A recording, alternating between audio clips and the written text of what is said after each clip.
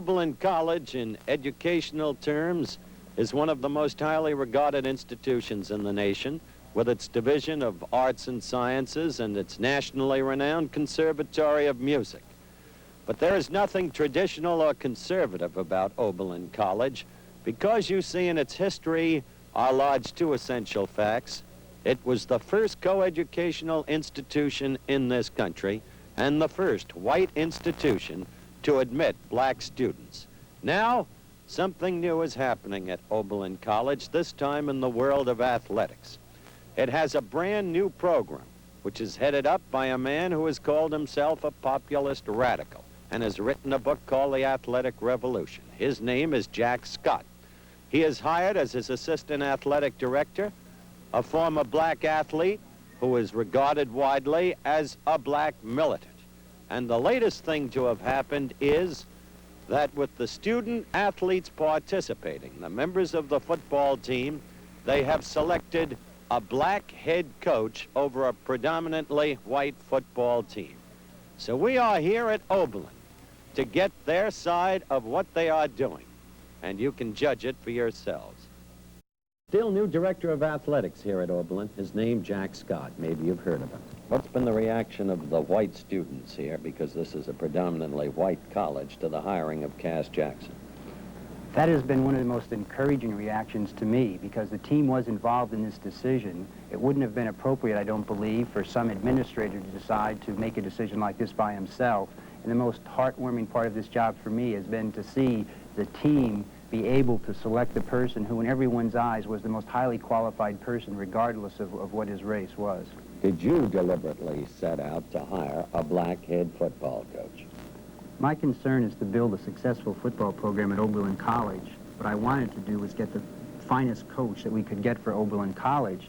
Now, knowing the history of American athletics and how blacks have been excluded from head coaching positions throughout the country, I suspected by encouraging black applicants, we might get some very highly qualified people to apply who otherwise might not have. We were successful in doing that, but once we got down to making a decision, when we worked with the team, we worked with the faculty of the physical education department, administration of the college, and hiring someone, our concern was to get the person who will bring a successful football program to Oberlin College. Finally, you want a winning football team. You never agreed with the maxim that winning is everything, but it still does matter. Certainly beats losing.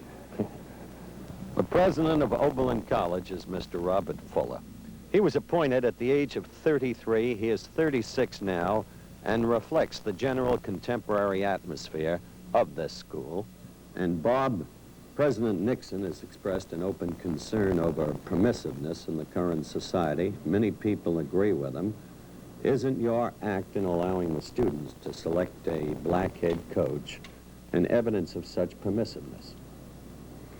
First of all, the students didn't select the coach. They participated in the selection with many others, and the final appointment was made by the college, as with all other appointments.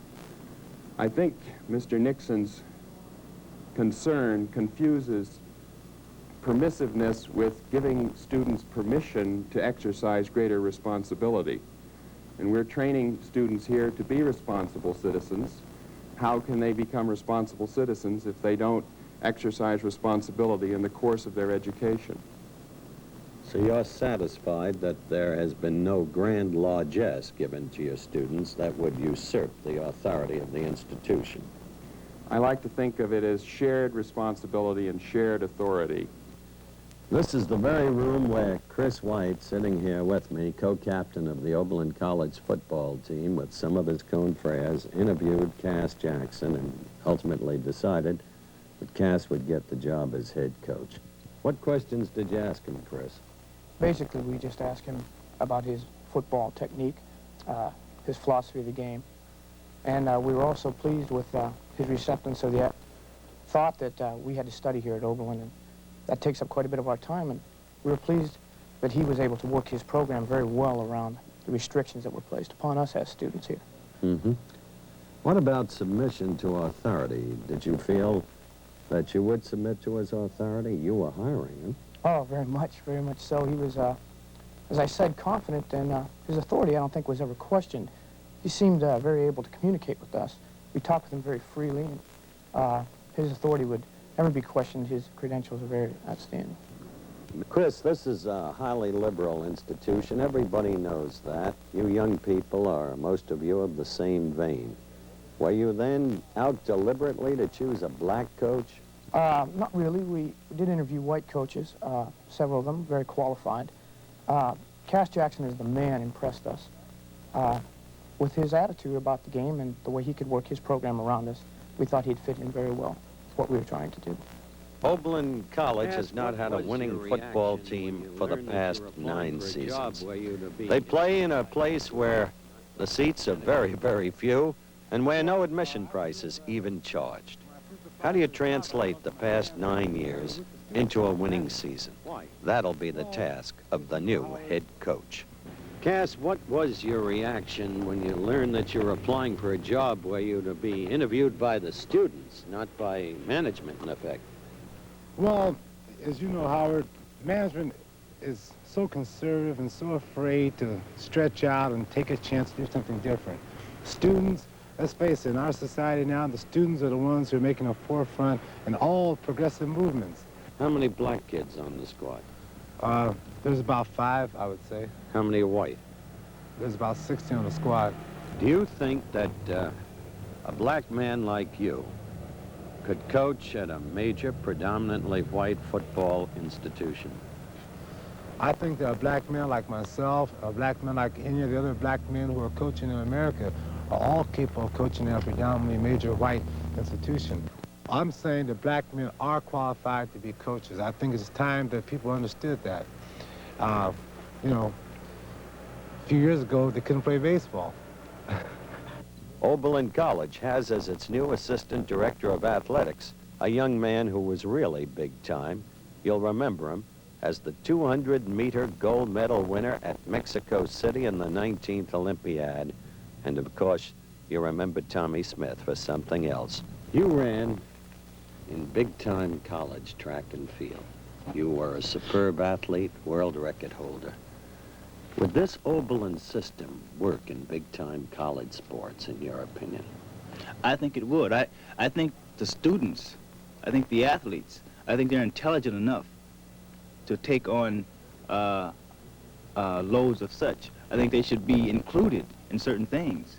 I think the college is there to serve the student and to serve the athlete instead of the athlete or the student serving a particular institution. And I think it can work, only given a chance. Do you think you've changed since '68? Have you grown less militant? What does militant mean? Don't spar with me. We're not going back to '68, Tommy. Militant means a guy who speaks out in protest, whether by physical symbol or vocally, with a truculence attached to his tone of voice, against the existing establishment and its procedures. Now, with that premise, have you changed? I'm a militant.